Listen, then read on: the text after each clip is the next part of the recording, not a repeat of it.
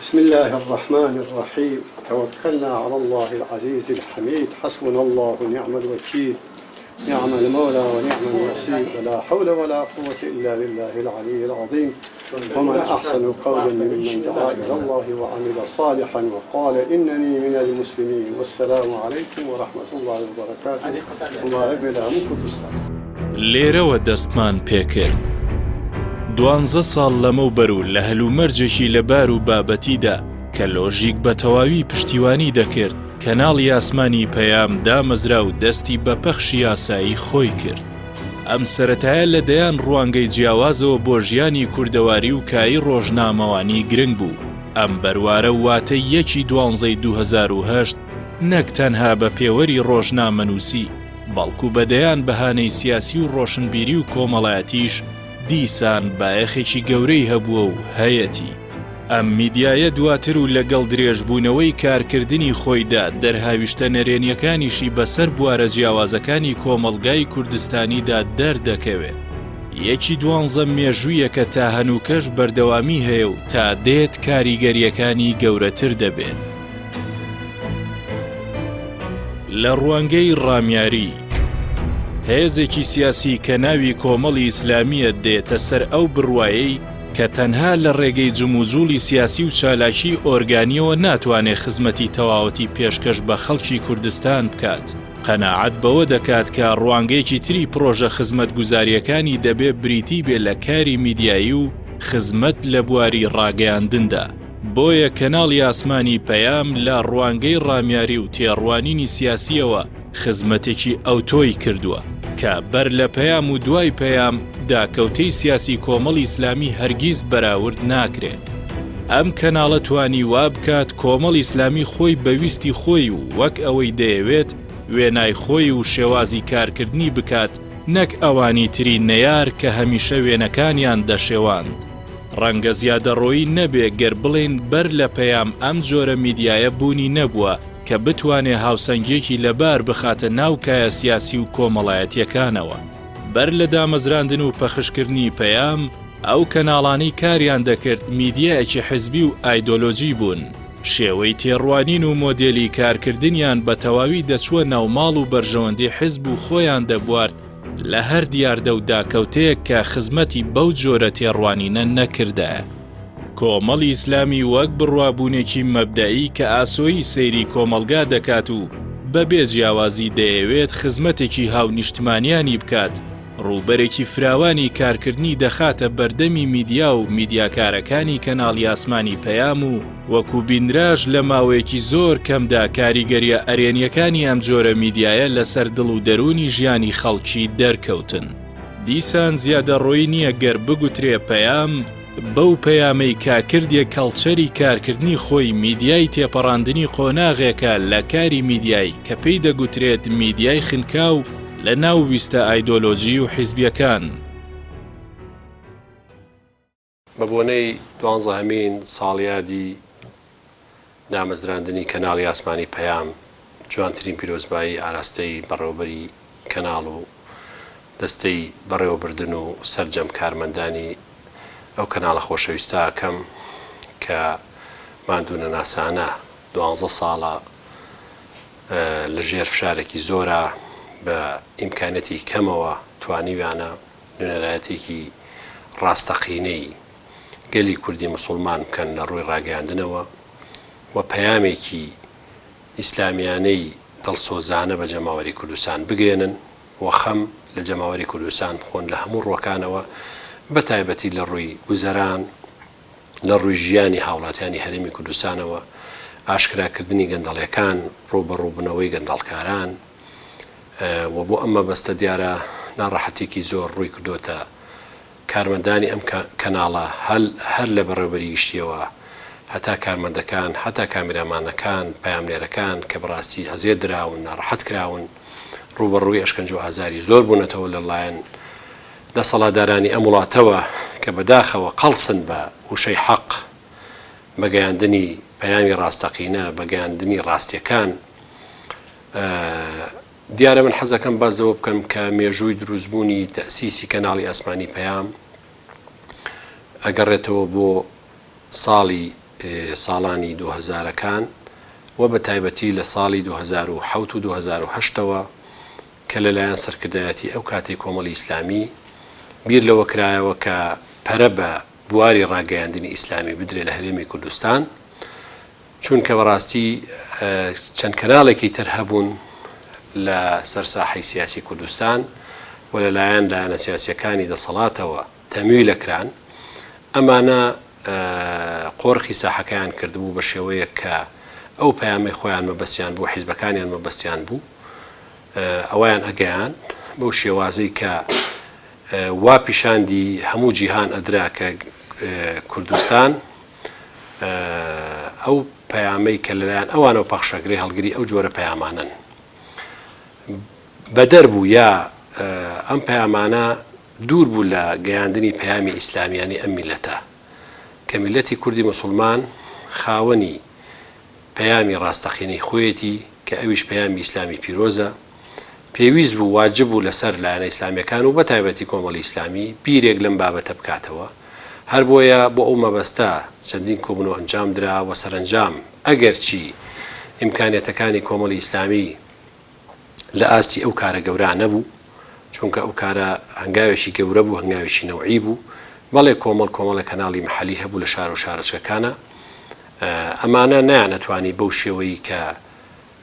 وەکو چۆن کەناڵێکی ئاسمانی بتوانێت پەیامی ئیسلامیانی ئەم میلەتە و پەیامی سیاسیانی کۆمەڵی ئیسلامی بگەێنێ،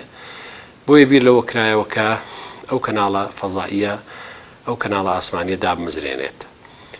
الحەمدوللا بیرۆکەکە هەنگاو بە هەنگاو بەرەو پێش چوو و توانرا وەکو یەکەمین کەناڵی ئیسلامی سیاسی لە کوردستانە تەسیس بکرێ لە 1/12/2008 توانرا ئەم کەناڵە بەڕووی جەماوەری کوردستانە بکرێتەوە و جەماوەری ئیسلام دۆستی کوردستان دڵخۆش کرێ بەم پەیامە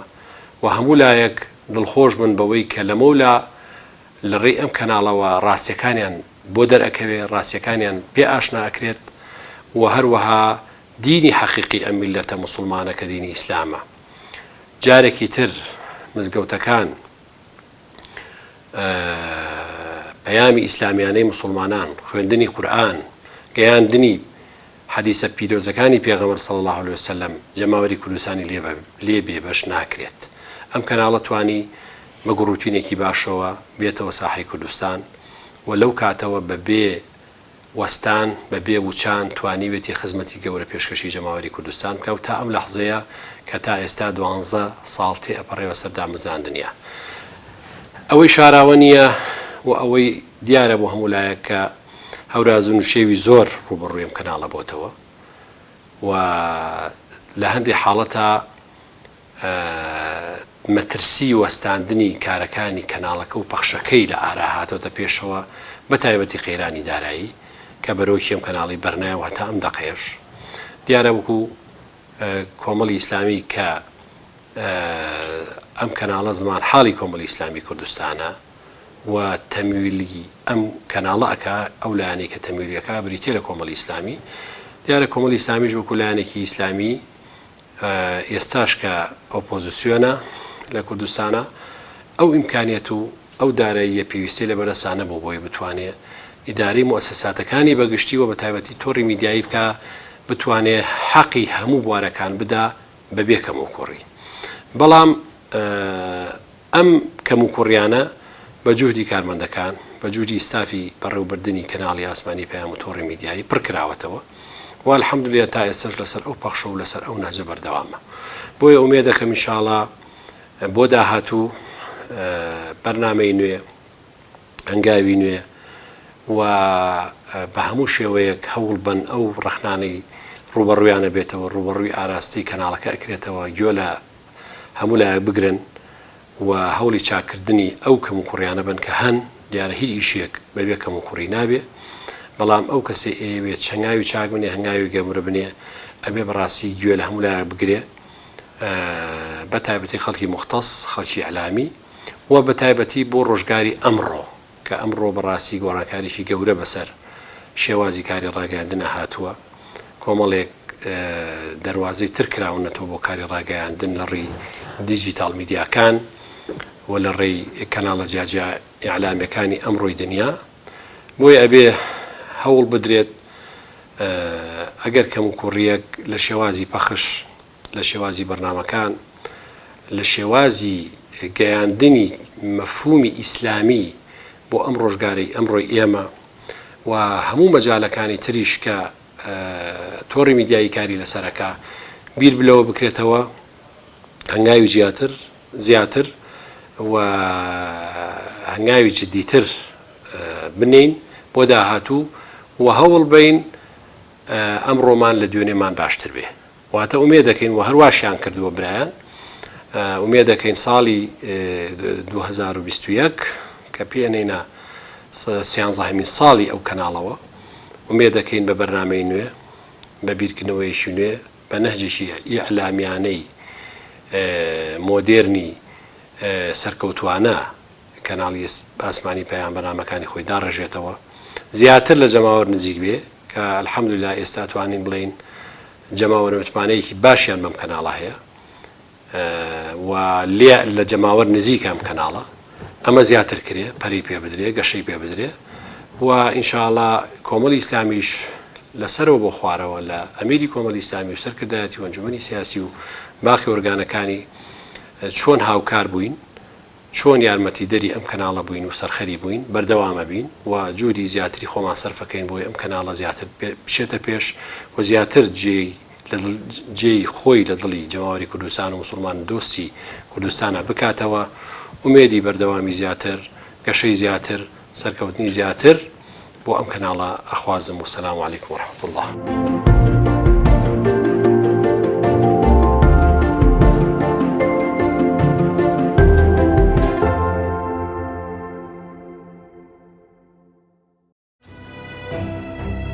فراوانکردنی میدیای کوردی لە چوارچێوەی کاری میدیاییدا لە کوردستان هەست بە کەم و کوڕی و کلێنی گەورە دەکرا ئەو میدیا حیزبەی کە دەستی بەسەر ڕووبەری ڕای گشتی کوردستاندا گرتبوو نەک تەعبیری لە هەموو کوردستان نەدەکرد بەڵکو نەیدەتوانی لە بەردەم خواستی جەماوەریشدا دادگەر بێ خۆی لە هەر دیاردەیەک دەپاراست کە بۆنی ئاین و بەهای ئیسلامی لێبێت ئەوە لە کاتێکدایە کە زیاتر لە سەدا 90 خەڵکی کوردستان هەڵگری ئاینی ئیسلامن ڕووبەری کاری میدیای کوردی زۆر بەرتەسک و تەنگەبەر بوو نەیدەتوانی بێ جیاوازی ببێتە مینبەری هەمووان و بە شێوەیەکی بابەتی کار بکات لە پێناو خواستی هەموواندا کەناڵی ئاسمانی پەیام توانی ئەو کەلێنە بە شێوەیەکی دروست و بەبێ زیادە ڕۆیی پڕ بکاتەوە بەها کۆمەڵاتیەکان لە کەناڵی ئاسمانی پەیامدا دەبنە سەنتەر و سەرجەم توانە مرۆییەکانی دەخاتە چوارچێوەی ئەو خزمەتەوە هەڵگرتنی مۆڕاڵی بەرپرسیارەتی کەناڵی ئاسمانی پەیام لەگەڵ پەخشکردنیدا بە مۆڕاڵێکی بەرپرسانەوە کار دەکات و دروشمی ڕاستی وێنە و وشە دەکاتە استراتیجی کارکردنی خۆی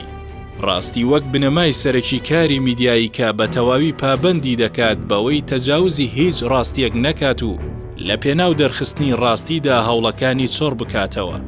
ڕاستی وەک بنەمایەکی سەرەکی بۆ کاری میدیایی و پابەندبوون پێیەوە لە پنتە هەرە گرنگە مۆڕاڵی و ئێتیکەکانی ئەو بوارەیە کەناڵی ئاسمانی پەیام بەو بەرپرسیارەتی کە هەی بۆ چووەکاری میدیایی پابەندی بە پیشەکەیەوە چووەک مەبدەئێکی سەرەکی ئاینی هەمیشە ڕاستی کردووە بە وێنە و بە وشەش تعبیری لێ کردووە وەکو سەندیکە پیرۆزبایی خۆم لە هەموو هاوکارانم لە بەڕێز جەناب کاک حاجی فاڕۆک و هەموو ستافی کەناڵی پەیام دەکەم لە سێزدەمین ساڵیادی دامزانی کەناڵی پەیام بێگومان کەناڵی پەیام یەک لەو تەلەڤیزیۆنانەی کە توانێتی بە خۆراگری بمێنێتەوە سەڵای هەموو تەنگ و سەلامەی بەتابەتی تووشی مێدیا بوو لە کوردستان وەکو ژمارەیەک مایەوە وەتوانی حزورێکی باشی هەبێ لە مەیدان وە ئەکید لە ماوەی ڕابردوودا توانیوێتی دڵسۆز بی بۆ پەیامەی خۆی کە لە سەرەتاوە بەرنامەی بۆ داناوە و توانێتی پشتوەری باشی هەبێ ئێستا پەیامنێری باشی هەیە و ڕووماڵی ڕووداوەکان بەگشتی دەکا من متابعی بەتابەتی هەواڵەکان و بەرنامە سیاسەکان دەکەم لە هەواڵ زۆر ڕچاوی زۆر لە پرانسیپەکان کراوە و بەرنامە سیاسەکان باشن و بیرڕا و ئالوگۆری تێدا دەکرێت بەتابەتی ڕایە ناکۆکەکان کە ئەمە بێگومان ڕۆلی مێدیا پیشان دەدا بەتابەتی لە بەردەم ئەو هەموو تەحەدیاتانێک ئەمڕۆ لە کوردستانە ڕوبەڕووی هاتوین ئەکیدەکی مێدیاکاران شەکە ڕەئی خۆیان هەبێەوە ڕووماڵی حەدەسەکان بکەن بەتابەتی ئەوانەی پەیوەندیان بە ژیان و گوزەرانی خەڵکی کوردستان هەیە. بگومان کەناڵی پەیام کە لە ڕۆژێدا مزراندیوەکی ئێمەش وەختە لە نزیکەوە لە سەرخەت بووین پەیامیی هەبوو لە سەرتاوە پرانسیپەکان و بەرنامەی کاری خۆی بە ڕاشکاوی ڕاگەیاندبوو من پێم وایە توانیوێتی لە ماوەی ڕابردوودا ڕاستگۆ بێ لەگەڵ ئەو پەیامەی کە ئیشی لەسەر کردووە لە ڕاعاتکردنی بێگومان ئەوەی لای من گرنگە تەلەڤیزیۆنی پەیام توانیوێتی تەلەڤیزیۆنێکی کوردانە بێ و من لێرە بە ڕاشکاوی من دەمێ ئاماژە بە بەرنامێک بکەم کە ناوی بەرنامەی ئاوادانیە کە کاک پەیوەند پێم وایە بەڕێوەی دەبا ئەو بەرنامەیە من زۆر کوردانە دەبینم بەتابەتی دەچتە ناماڵی کوردەواری لە کوردستانەوە من بخۆم بکەم لەو کەسانەی کە بیرمان کردوێتەوە ڕێز لە کاک پەیوەندیش بنێنەوە کوردستانیکە بێگومان لە هەموو وڵاتێکدا ئەکید کۆمەڵێک ڕێکار وە دابوو نەریت و کۆمەڵێک مۆرک و قەستەتی هەموو میلەتێکن ئەکید پێیام توانێت و تەلەڤیزیۆنێکی کوردانە دەربەر و گزارشکەری ئەم هەموو وەزعبی کە لە کوردستانە گرنگترین شت لە تەلەڤیزیۆنی پێیام ئەوەیە بەڕای من کە پێناسێک خۆی هەیە کاتێ من تەلەڤیزیۆنی پێیام دەکەمەوە لەگەڵ هەموو بەراوردکاری و پێشبڕکێکە لە کوردستانە ها بێگومان بوونی هەموو تەلەڤیزیۆنانە بە خۆی مای خۆشحاڵیە لەبەرەوەی دەنگ و ڕەنگی جیاواز تێدا هەیە گرنگ لای من ئەوەیە کە پەیامیش پێناسێک خۆی هەیە لەناو ئەو تەلەڤیزیۆنانەدا و توانوێتی خۆی بسەلمێنێ و بێگومان پێشتریش گوتم گرنگ بوو کە پەیام مایەوە لە سەپی خۆی وەستا و توانوێتی وەکو دەبینە زۆر ڕادیۆ ڕۆژنامە گۆڤار تەلەڤیزیۆن نەیانتوانی بەردەوام بن لەبەرەوەی بە تایبەتی ئێمە تووشی وەزعێکی سەخت هاتین مانەوەی پەیامیش بۆ تەحملکردنی بێگومان ئەوانیش دڵمەگە ڕۆژێکی دارایی خراپشتان هەبێ و کارێکی باش بوو من لێرەدا دەستخۆشی لە مستافەکان دەکەم لە هاوکاران دەکەم لە تەلەڤیزیۆنی پێیام هیوادارم هەمیشەوە سەرکەوتوو بن و لە کارەکانیان بەردەوام بن کەناڵی پێیام بێگومان ئێمە پەیوەندێکی باشمان هەیە لە تەلەڤیزیۆنی پێیام بەتابەتی لە میانی هەموو ئەو مەلەفانەی کە دەبینی بەتابەتی ئەندامەتی تەلەڤیزیۆنی پێیام هەوڵی داوە کە مهنیانە پیشیانە کار بکە و من زۆر شایدی دەدەم لەسەر مەلەفەکانی کە تەلەڤیزیۆنی پێیام نادوێتی ئەوانی کە ڕۆژنامەنووس نەبوون نەیکردون لە ڕۆژنامەنووس من داواکارم کە تەلەڤیزیۆنی پێیام هاوکاری سەندیکا بێ هاوکاریشمان بووە یەکبوو لە تەلەڤیزیۆنانەی کە هەمیشە ئێمە لەگە سەندیکا لە هەموو لۆق و نووسینگەکان لە سەرخەت بووین هەر کاتێک تەلەڤیزیۆنی پێیام بێگومان تا هاریکاری سەندیکا بێت تا بەهێزی پەیام دەبێتە بەهێزی سەندیکاش پەیام و هەموو پەیامەکان من داواکارم لە بەرنامەکانی پەیام هەوڵ بدرێت زیاتر مەساحەکە هێشتا فراوانتر بکرێت بەتابەتی لە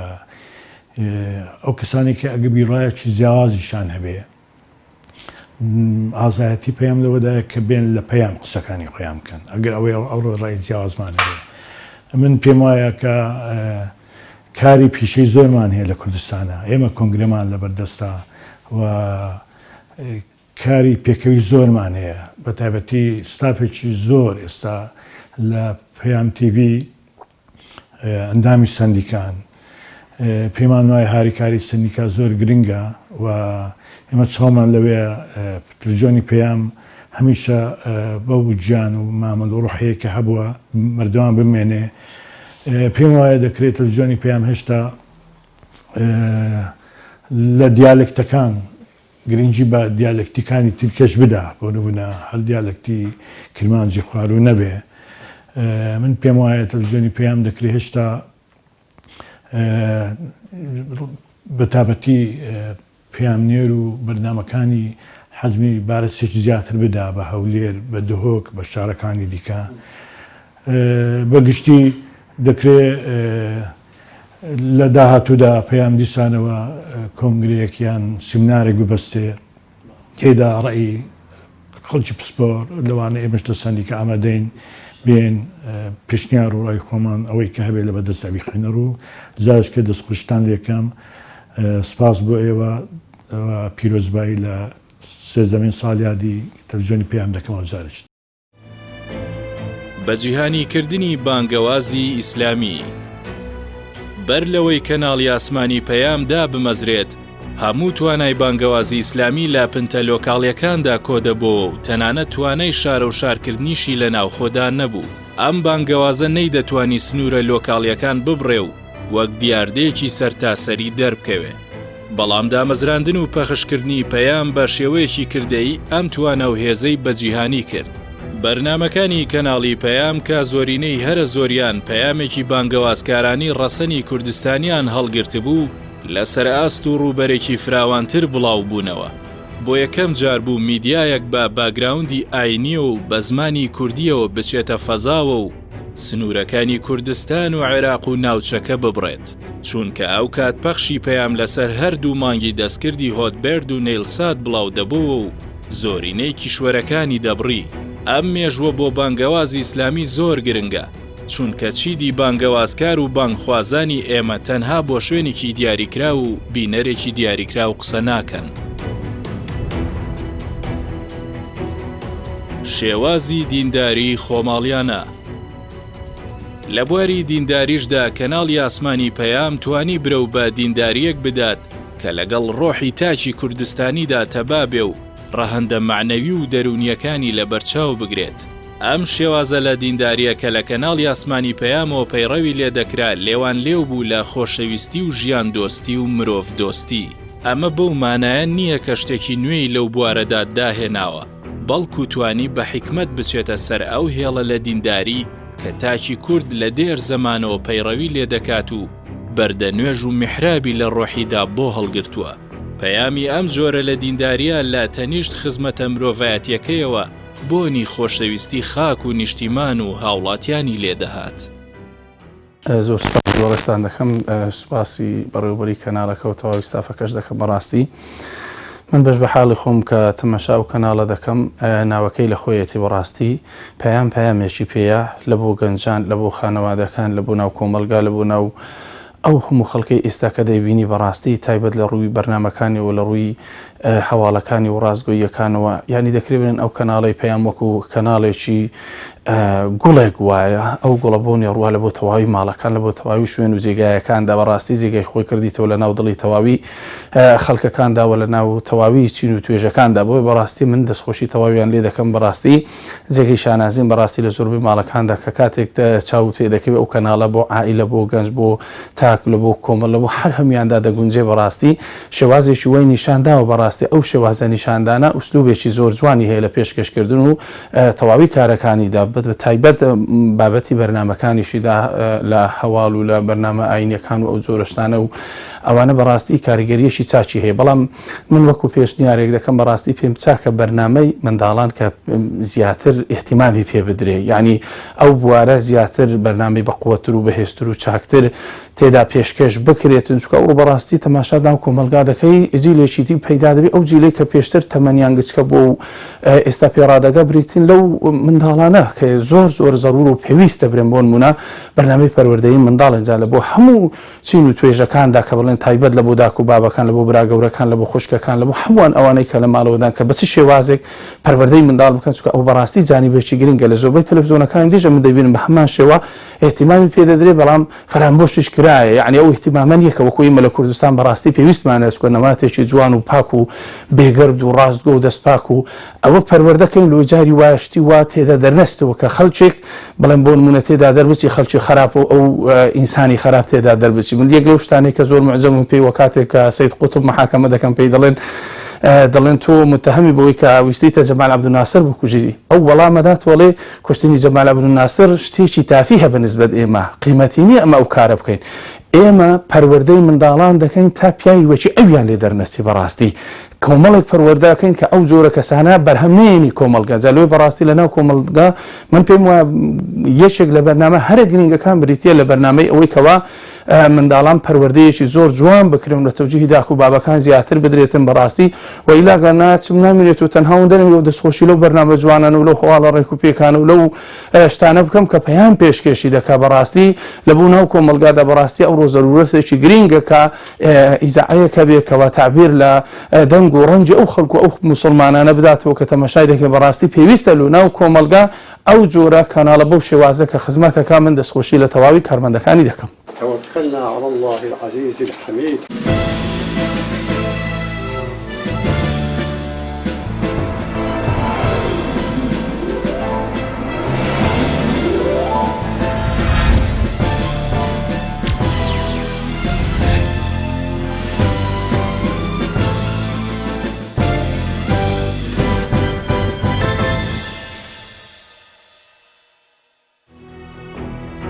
کۆکردنەوەی مۆڕاڵی کوردەواری پەیام وەک میدیایەکی بەرپرس بۆ هەموو هەنگاوێکی کارکردنی بەرچاوڕۆشتنی تەواوی کردووە تاکو تەبا بێتەوە لەگەڵ ئەو نەریتە جوانە کوردەواریانەی کە ژیانی هاونیشتیمانیەکانی لەسەری بەندە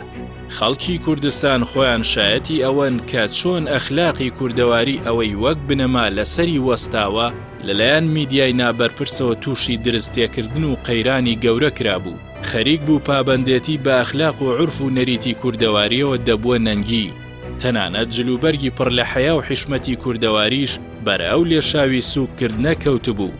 بەڵام کەناڵی ئاسمانی پەیام نەک وەک وەزیفەیەکی میدیایی بەڵکو وەک مەبدایەکی ئاینی و پابەند بە نەریتی کوردانەوە هات ئەو تەقسەی تێکشکاند و ئەو نەریتەی گۆڕی جوانی نەریتە کوردەواریەکانی کردە دراوی میدیایی و هەوڵی زیندووکردنەوەی دان شوێنێک بۆ ڕەنگ و دەنگی جیاواز ئەوەی هەندێک میدیا وەک دروشم هەڵیان گرتووە کەناڵی ئاسمانی پەیام لە سەرەتایی کارکردنیەوە بە شێوەیەکی کردەیی کردوێتی ئەم کەناڵە بە تەواوی بە سەرچین و توێژە جیاوازەکانی کۆمەلگای کوردەواریدا دەکرێتەوە باستێکی گونجاو لە هەمووانەوە نزیک بووە هەر لە ڕۆشنبیرانەوە تا دەگاتە کاسبکاران لە گەنجانەوە تا خەڵوەتگەکان لە ئافرەتانەوە تا منداڵان ئەمەش وەک ئەرکێکی پیشەیی کە دەبێت میدیا مڵکێتێکی دیاریکراوی نەبێت و ببێتە شوێنی دەرخستنی خواستە ئینسانیەکانی سەرجەم چین و توێژەکان ئەو کاتەی لێرەوە و لە بەرنمەیەکدا مامۆستایەکی زانکۆ بەشداری بەرنمەیەکی کردووە لە جێگەیەکی دیکەوە هاوڵاتێکی سەرشەقامیش قسەی دڵی خۆی کردووە بەم شێوەیە نەریتی کەناڵەکە بە شێوەیەکی گشتی فراوان و هەمە چەشن بووە چونکە کۆمەلگای ئێمە بە تەواوی کۆمەلگایەکی هەمە چەشنە و مینبەرێک بووە بۆ ئەوانەی هیچ جۆرە دەرفەتێکیان بۆ گەیاندنی پەیامەکانیان نەبووە.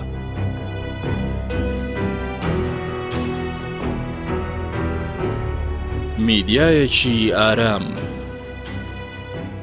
کەناڵی ئاسمانی پەیام یەکێکە لەو کەناڵانەی کە بە ئارامشی خێزانی ناودەبرێت واتە شاشەیەک کە لە هەموو هەلو مەرجێکدا دەشێت بەبێ ترس لە ناو خێزانەکاندا تەماشا بکرێت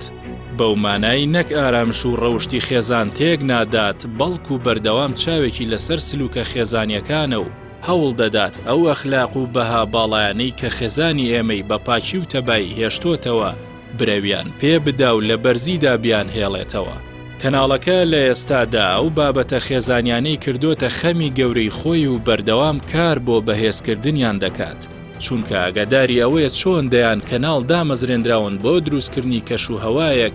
کە تێیدا ئەخلاقی پڕ لە حیشمەتی خێزانەکانی ئێمە لەکەدار دەکات شکانی کۆشکی بەها بەرزەکانی خێزانی ئێمە واتە لە ناوچوونی کۆمەلگاکەمان بۆیە لە ئێستادا ئەرکی هەرە لە پێشی کەناڵی پەیام بریتیە لە هێشتنەوەی ئارامی و ئەخلاقی خێزانی کۆمەلگای کوردستانی.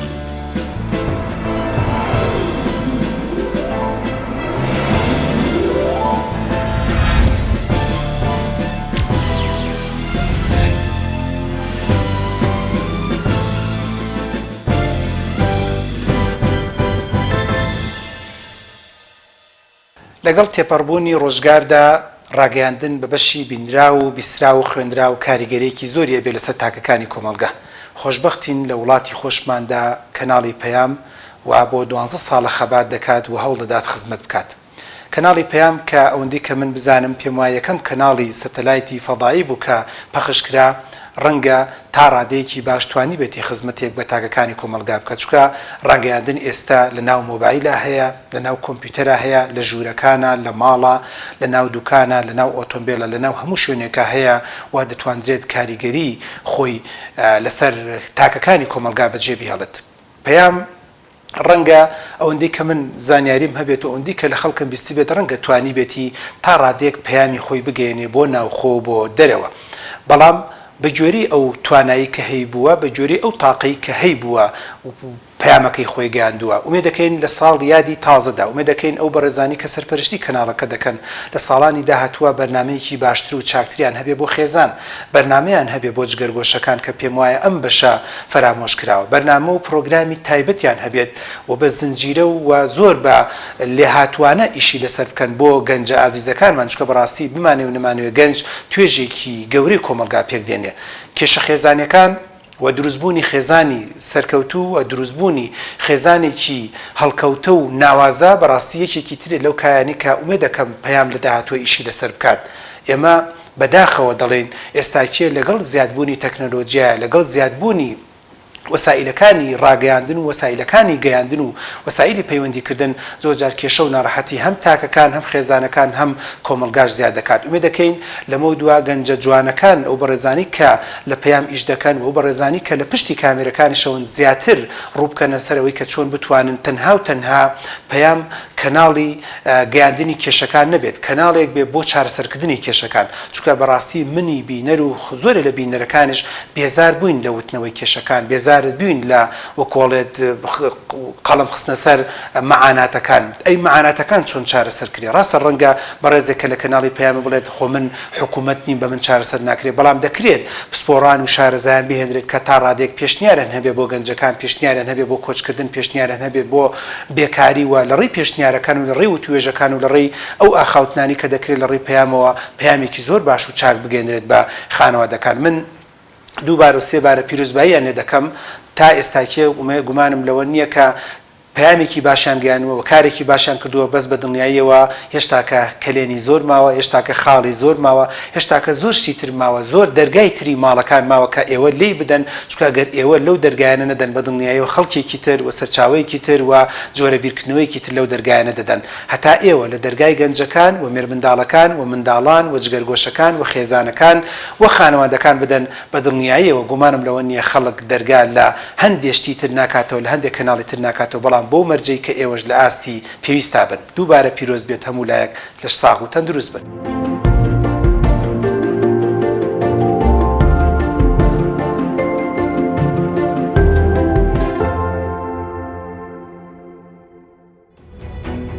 بوێری لە کارەکەیدا دەکرێت دروشمی ئەم بەشە لە کارکردنی کەناڵی پەیام بریتی بێت لەبەرەی خەڵک و سەرشەقام دەمێنینەوە بۆ ئەوەی دادگەری جێبەجێ بێت و حەقی ستەم لێکرا و لای ستەمکار نەمێنێتەوە. 12 ساڵ کارکردنی ئەم شاشەیە بە دڵنیاییەوە دەتوانێت گەواهی ئەو بیوێریە بێت کە پەیڕەوی لێکراوە. ئەم میدیایەت چەند جار لەلایەن دەسەڵاتەوە هەڕەشەی سووتان و دەمداخستنی لێکراوە. زۆر جاریش میدیاکارانی بەر لێشاوی زەبر و زەنگ و توند و تیژی کەوتون، بەڵام ئەم هەوڵانە نەیانتوانیوە هیچ جۆرە کاریگەریەکی نەرێنی لەسەر کەناڵەکە دروست بکەن. بە پێچەوانەوە زیاتر خۆی تند و تۆڵ کردووە لەسەر شێوازی کارکردنەکەی و ئەو استراتیژەی وەک پیشە هەڵی گرتووە. گوتاری پەیام گەرچی گوتارێکی هەڵەشەکار و نابەرپرز نەبووە، بەڵام شێوەی کارکردنی پڕ بووە لە ڕیسک و چاوقایمی بۆ دەرخستنی ڕاستی بابەتەکان و دۆزینەوەی گەندەڵی و درزە ئیداریەکان. لێرەدا نەک سڵی نەکردووەتەوە، بەڵکو و بەردەوام پڕکێشی کردووە، پێشەنگی ئەم شێوازی کارکردنە بووە. کەناڵی ئاسمانی پەیام وەکو میدیایەکی بەرپرسیار بە بەرجەستەکردنی دروشمی ڕاستی و ڕاشکاوی کە هەموو کاتێک ئەو دروشمەی لەبەرچاو گرتووە بۆ ئیش و کارەکانی و ئێمە لە ناوەندی هەواڵ وەکو ناوەندی هەواڵی کەناڵی ئاسمانی پەیام هاوسەنگیمان ڕاگرتووە لە بەرجەسەکردنی ئەو دروشمەیە یەکەم لە ڕووی بەدەستهێنانی متمانەی بینەرەوە متمانەی هاوڵاتیان لەو ئیشوکارانەی کە ئەیکەین کە ئەمەش ڕنگدانەوەی دروشمی ڕاستی بووە لە هەمان کاتا ڕاشکاوی کە دروشمی دووەمی کەناڵی ئاسمانی پەیامە بە شێوەیەکی زۆر بەربڵاو ڕەنگی داوەتەوە لە ئیشەکانمانە بەرهەمی ئەم ڕاستی و ڕاشکاویش کە ئێمە وەکو دوو بنەمای سەرەکی ئیشی ڕۆژانەمان کارمان لەسەری کردووە ئەوەیە کە سوپاس بۆ خۆی گەورە لە 12 ساڵی ڕابردووە کەناڵی ئاسمانی پەیام تا ڕادێکی زۆر جێی متمانەی جەماوەر بووە ئەمە لەلایە لەلایەکی تریشەوە کەناڵی ئاسمانی پەیام هەمیشە وەکو میدیایەک و وەکو مینبەرێک دەرکەوتووە کە داگۆکی لە مافی هاوڵاتیان کردووە ڕوبەڕووی ستەم و گەندەڵی و نەعادالەتی بۆتەوە لە پێناوی ئەمە شاباجی گەورەی داوە ئەم کەناڵە ڕوبەڕووی تیمەکانی ئەم کەناڵەوە تیمە ڕۆژنامەوانیەکانی ڕوبەڕووی دەستگیرکردن و تەنگ پێ هەڵچنین و بێبەشکردن لە زانیاری بوونەتەوە لە هەمان کاتە خودی کەناڵەکە خۆشی ئێمە لە مێژووی کەناڵەکە تۆمار کراوە کە ئەم کەناڵە هەڕەشەی جدی لەسەر بووە لە دوای خۆپیشاندانەکانی حەڤەی شوبات و لە ڕووداوەکانی دواتریشە تەنانەت هەڕەشەی سووتاندنیشی لێکراوە ئەوە هاوڵاتیان بوون ئەوە بینێران بوون کە متمانەیان بەم کەناڵە هەبووە کەناڵی ئاسمانی پەیامیان بە مینبەری داواکاریەکانی خۆیان زانیوە هاتوون با بڵێن قەڵغانێکی مرۆییان بە دەوری کەناڵی ئاسمانی پەیامە دروست کردووە تاوەکو بپارێزرێ و ئەمە جێی خۆشحاڵی و جێشانازیە بۆ ئێمە وەکو ناوەندی هەواڵەوە کەناڵی ئاسمانی پەیام بەگشتی کە سوپاس بۆ خۆی گەورە لە ژێر دروشمی ڕاستی و ڕاشکاوی توانیمانە هەم متمانی خەڵک بەدەستمێنین و هەم مینبەرێک بین بڵندگۆیەک بین بۆ گەیاندنی داواکاریەکانی خەڵک و بۆ ڕوبەڕووبوونەوەی گەندەڵی و نەعادالەتی تا ئێستش کە ئێمە لەسەر ئەم پرەنسیپە بەردەوامین و هەر لێرەشەوە بەڵێن بە هاوڵاتیان و بە بینەرانی کەناڵی ئاسمانی پەیامەین کە وەک هەمیشە و وەک 12 ساڵی ڕابردوو ئامادەین هەموو کاتێک ریسک بە خۆمانەوە بکەین بۆ ئەوەی لەو بنەمایانەی کە هەمانە یەک دەنگ لەو بنەمایانە پاشەکشە نەکەین و بەردەوامین لەسەر خزمەتکردنیان بەو جۆرەی کە وەکو ئێمەیان بینیوە و لە ئاستی ئەو متمانەیە بین کە لە چەند ساڵی ڕابردووە ئەوان بە ئێمەیان داوە و هەر لێرەشەوە دەستخۆشی لە هەموو ڕۆژنامەنووس و کادیران و پەیامنێران و تیمەکانی ناوەندی هەواڵ بە تایبەتی و تۆڕی میدیایی کۆمەڵ و کەناڵی ئاسمانی پەیام بەگشتی ئەەکەم کە بەڕاستی ئەوانیش ڕۆڵێکی زۆر گەورەیان هەبووە لە بەرجەسەکردنی دروشمی ڕاستی و ڕاشکاوی کە بەهۆی ئەم دروشمەوە ئێستا کەناڵی ئاسمانی پەیام خاوەنی پێگەی خۆیەتی وەکو کەناڵێکی تۆڕی میدیایی کۆمەڵیش نەکرد کەناڵی ئاسمانی پەیام بەگشتی وەکو میدیایەکی بەرپرس لێ ئەڕوانرێەوە خەڵک متمانەیەکی زۆری پێ هەیە لە هەمان کاتە خەڵک بە میدیایەکی بوێری ئەبینێ کە ئەم دوو بنەمایە هەم بەرپرسیارەتی و متمانە هەم بوێری و چاو نەترسی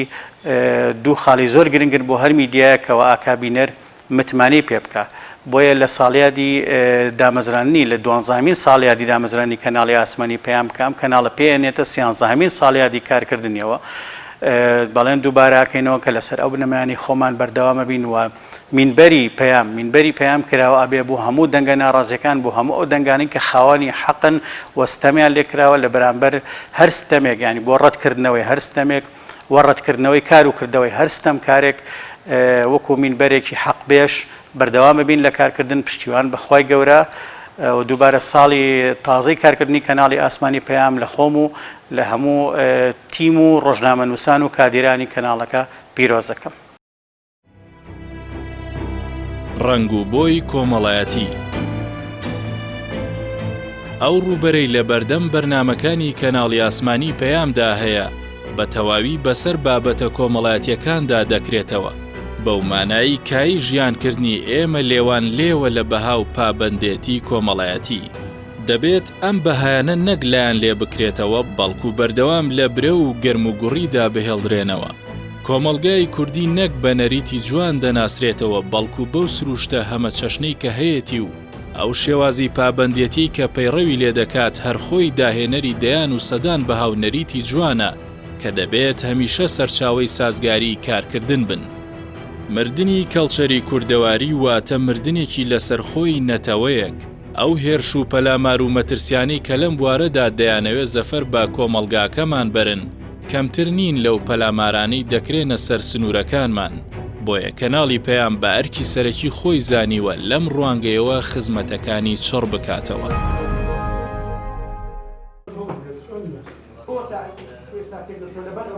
لە مادەیە سەرەتا بەبوونی ساڵیادی پەخشکردنی کەناڵی ئاسمانی پەیامەوە پیرۆزبایی ئاڕاستەی هەموو ڕۆژنامەنووسان و کارمەندانی کەناڵی ئاسمانی پەیامەکەم هیوادارم کە هەمیشە سەرکەوتوو بن لە کارەکانیاندا. کەناڵی ئاسمانی پەیام هەمیشە هەوڵی داوە نوێنەرێکی ڕاستەقینەی کۆمەڵگەی کوردەواری بێ، بۆیە هەمیشە بەرنامەکانی ڕنگدانەوەی واقعی کۆمەڵگای کوردەواری بووە. هەمیشە ویستوێتی پارێزگارێکی زۆر باش لە پێگەی خێزان لە کۆمەڵگەی کوردەواریە بکات، بۆیە هەموو بەرنامەکانی ڕنگدانەوەی ئەو حاڵەتەیە هەمیشە ویستوێتی سەرسەختانە بەرگری لە واقعی کە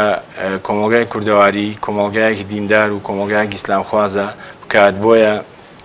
هەمیشە بەرنامەکانی ڕنگپێدەرەوەی ئەو واقعە بوون.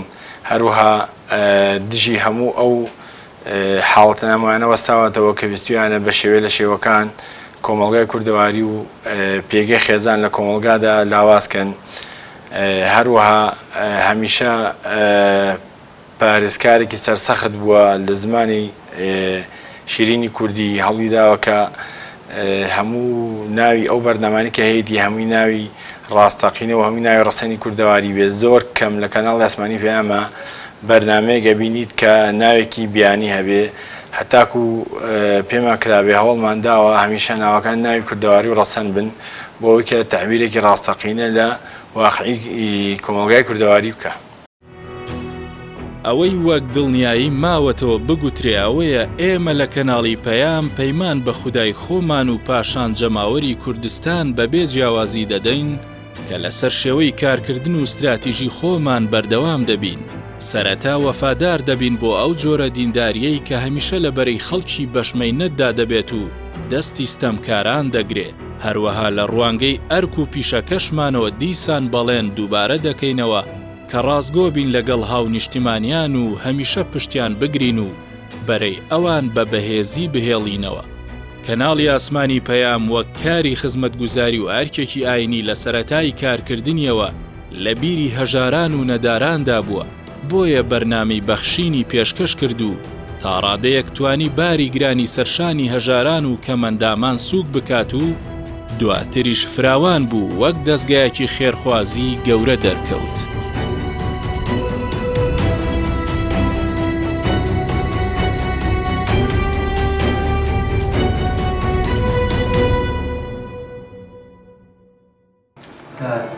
بێگومان ماڵ ئاوایی لە ژیان بۆ تۆ نەبیتە سەبەبی ئەوەی کەسێک نەمەترسی مردە مزگار بکەیت، بۆ تۆ یەکێک لەوانە نەبی. تام ساتە وەختا دەستگای خێرخوازی بەخشین لە زۆربەی شار و شارشکەکانی هەرێمی کوردستان لە ڕێگەی خێرخوازانەوە دەستی ئاوەدانی و دەستی هاوکاری دیار بووە. تام ساتە وەختا زیاد لە 155 خانووی بۆ منداڵانی بێباوک و هەژار و نەدارەکان لە هەرێمی کوردستان دروست کردووە. مانگانە لە بەشی بێباوکانی دەستگای خێرخوازی بەخشین لە زۆرێک لە شار و شارشکەکانی هەرێمی کوردستان زیاد لە 700 منداڵی بێباوک مانگانە موچەی خۆیان وەردەگرن. بەدایە و بەسەدا کورسی شەحن بۆ خاوەن پێداویستە تایبەتەکان دابین کراوە و کە بە بەردەوام لە نێوان 4 دیوار ژیانی خۆیان دەگوزەران، بەڵام بەهۆی کورسەکانیانەوە ئاشنای کۆمەلگا بوونەوە. ئەو نەخۆشانەی کەەوە چارەسەریان لە هەرێمی کوردستان نەبوو، ساڵانێک بوو چاوەڕێ ئەویان نەکرد مەوایەک هەبێ و چارەسەریان بکرێت، بۆی دەستگای خێرخوازی بەخشین لە ڕێی خێرخوازانەوە توانی بەدایە و بەسەدا نەخۆش ڕەوانی دەروی وڵات بکات و چارەسەری پێویستیان بۆ بکات. خەڵکانێکی زۆر گیرۆدەی وەستانی گورچیلەکانیان بوون، بەڵام خێرخوازان لە ڕێگای دەستگای خێرخوازی بەخشینەوە گورچیلەیان بۆ زەرعکردن و ئێستا سوپاس بەخوای پەروەردیگار ژانێکی ئاسایی بەڕێەکەن. ئەوانەی کە باس دەکرێت مشتێکە لە خەروارێک کە بە درێژایی تەمەنی دەستگای خێرخوازی بەخشین و کەناڵی ئاسمانی پەیام خزمەتێکی بەرچاوی هەژاران و نەدارانی هەرێمی کوردستانی کردووە. یەکێکتر لەو خزمەتانەی دەستگای خێرخوازی بەخشین لە کەرتی تەندروستیە کە تام ساتە وەختا خاوەنی نەخۆشخانەیەکی گەورەیە لە شاری سلێمانی و چەندین کۆمەڵگەی پزیشکی کە ڕۆژانە بە هەزاران نەخۆش ڕووی تێکات و چارەسەری پێویستیان بۆ دەکرێ و بە نرخێکی گونجاو. جێگای دڵخۆشیە، جێگای سەربەرزیە لە هەرێمی کوردستان. دەستگایەکی خێرخوازی بە سپۆنسەری خێرخوازان بەبێ جیاوازی لە سەرجەم شار و شارۆچکەکانی هەرێمی کوردستان منداڵانی بێباوک و هەژارەکان بەسەر دەکەونەوە و ناڕەحەتی و ناسۆری و ناهەمواری چەندین ساڵیان بۆ دەکەن بۆ خەندە و خۆشی. بۆیە کەناڵی ئاسمانی پەیام بۆ چەتری بێنەوایان و شەوق و دەنگ و ڕەنگی هەژاران لە سەرجەم شار و شارۆچکەکانی هەرێمی کوردستان یەکێکی تر لەو کارە باش و ناوازانی دەستگای خێرخوازی بەخشین لە کەناڵی ئاسمانی پەیام دەنگی هەژاران و نەدارانی گەیاندا کوردانی تاراوگا بۆ ئەوەی کوردانی تاراوگا بزانن ژیان و گوزەرانی خەڵکانێک لە هەرێمی کوردستان چۆنە. بۆیە کەناڵی ئاسمانی پەیام بۆ چرایەک ڕۆشنکردنەوەی ماڵە هەژارەکان و نەدارەکان مێد دەکەین بەردەوام بین و ئەم کەناڵە جوانە ڕۆژ بە ڕۆژ بەرەو پێش بچێت و خێرخوازان زیاتر هاوکار و هاودەممان بن.